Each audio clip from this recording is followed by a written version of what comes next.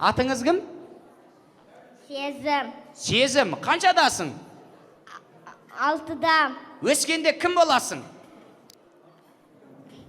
Пока білмейді екен. Сіздің атыңыз кім? Әмина. Әмина, қаншадасың? 8-ден. Өскенде кім боласың? Дәрігер. Дәрігер болам дейді ағайын. Бір шапалақтап қойсаңыздар. Түнеқсын 4 бөліп тозған жандар, почеркісі түсініксіз жазған жандар, денсаулықтың кепілі бола білген, жасай берсін ақ қалатты абзал жандар деп бір қошеметтеп қойсаңыздар. Атың кім? Сырым. Қаншадасың? 5-те. Үйленгенсің ба? Я. Молодец, Наука, сенен жақсы мынау, үйленіп алған, көрдің ба? Өскенде кім боласың? Врач.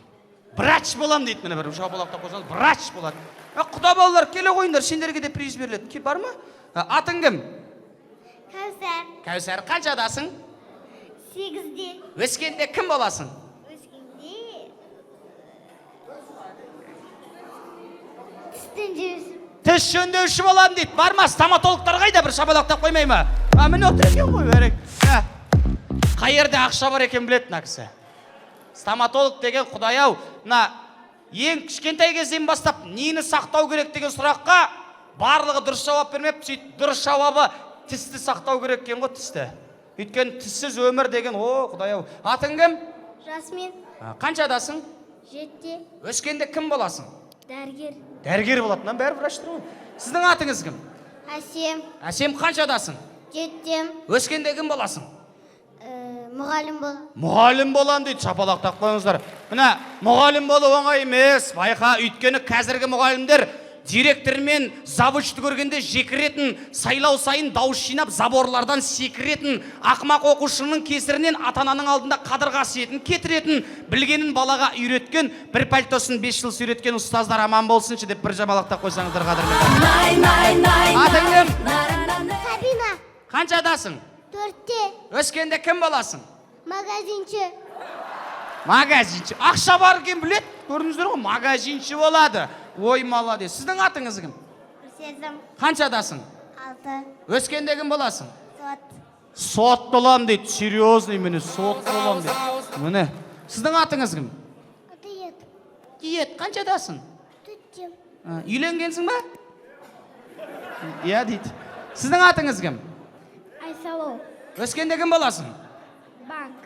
Банк болам дейді адамдар. Банк болады. Бәрекелді. Сіздің атыңыз кім? Диана. Диана, қаншадасың? 7-тем. Ой, молодец. Өскенде кім боласың? Полиция болам дейді. Полиция болам. Сіздің атыңыз? Қаншадасың? 11-де. Өскенде кім боласың? Дәрігер. Дәрігер болады. Кілең дәрігер. Міне, бір полный больницаны қамтамасыз ететін дәрігерлер шапалақтап қойсаңыздар болады. Келе қойш, балалар сырыммен таныстырып қой. Сырым дейтін батырға бір шапалақтап қойсаңыздар қадірмен. Ой! Сырым! Атыңды не үшін сырым деп қойды? Анау жақтан айтты. Батыр болу үшін дейді. Ағамызға бір шапалақтап қойсаңыздар болады. Бірақ енді подсказка бермейік. Мен анау бақанастан келіп, шудың балалары қандай екен бір көріп кетсем деген арманым болды. Сырым шындығында айт. Егер білсең, иә, білем, білмесең жоқ дейміз. Келістік па? Білем. Келістік, иә деп айт. Келістік па? Я. Болды. Бэтменді білесің ба? Жоқ. Ой, молодец. Черепашки ниндзяларды білесің ба? Я. Халкты білесің ба? Дәу жасыл. Я. Суперменді білесің ба? Я.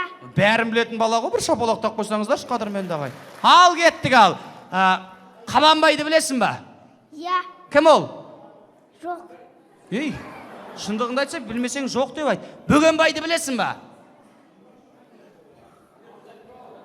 Жоқ. Сырым батырды білесің ба? Я. Кім ол? Дінмұхамед Ахметұлы Қонаевты білесің ба? Жоқ. Нұрсұлтан Назарбаев? Я. Ой, бәрекел, Назарбаевты біледі, бәрекел, бір шапалақтап қойыңыздар.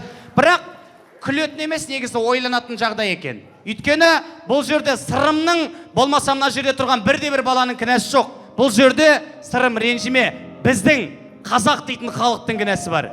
Неге біз қазақ бола тұра күнде ойдан шығарылған батырларды осыларға қосып береміз? Неге біз Қабанбайды айтпасқа? Неге біз Бөгенбайды айтпасқа? Неге Райымбекті, неге Оспан батырларды айтпасқа? Сырым, танысып қояйық. Менің атым Айбек. Мен дүниеге келген кезде, кішкенелер сияқты ойнап жүрген кезде, айтыс болып жатқан екен мен дүниеге келген кезде. 1993 жылы. Сол айтыста Айбек Қалиев дейтін қостанайлық ақын айтысып тұрып, Мұхтар сұраған екен: Айбек, қазақ деген кім деп. Сонда Айбек Қалиев дейтін ағаларың балалар қазақтар жайында былай жырлаған екен: жасымнан тарихымды танып көргем, сол тарих өнері шабыт берген. Мен қазақпын, ғұндардың ұрпағымын, кезінде Бейжіңде де шауып келгем. Мен кешегі сақтардың сарқытымын, парсылар ерлігіме парқып берген. Күннің астын билеген күлтегенмін, күллі әлем ерлігімді танып көрген. Мен бейбарыс тоқтатып Шыңғысханды, мұсылманға еркіндік алып бергем. Мен қазақпын, Фараби Қашқаримын, исламның дініне шабыт берген. Мен қазақпын, қаһарман Бауыржанмын, Мәскеуде де кеудеммен жауып бергем. Мен мына Рахымжанмын, Рейхстагтың төбесіне ту тігіп алып бергем. Мен қазақпын, қайратпын, ләззатпын, желтоқсанның көк мұзын жарып берген. Мен қазақпын, ел бастаған Қонаевпын, қазағымның болашағын жағып берген. Қонаевтан мықты жоқ Аллам өзі, өшпейтін мәңгілік даңқ берген. Мен қазақпын, биікпін, байтақ елмін, қайта тудым, өмірге қайта келдім. Мен мыңда бір тірілдім мәңгі өлмеске, айта бергім келеді, айта бергім деген. Мен қазақпын, бойымдағы қан қазақ. Мен қазақпын, мен шырқайтын ән қазақ. Бір қазақтың бақыты мен бағым. Рахмет. Шу халқы да жақсы тыңдайды екен ғой. Осы бір Челек деген Алматының жанында ауыл бар. О жақта ұйғырлар мен түріктер көп, қадірменді ағайын. Сол тойда осы бір Нұрсұлтан Назарбаев дейтін кісіні айтып, өзі елбасымызды айтып жатқанда, микрофонымыз істеп тұрды да, Қонаевты айтқанда микрофон өзімен өзі бір тағдырдың тылсымы өшіп қалды.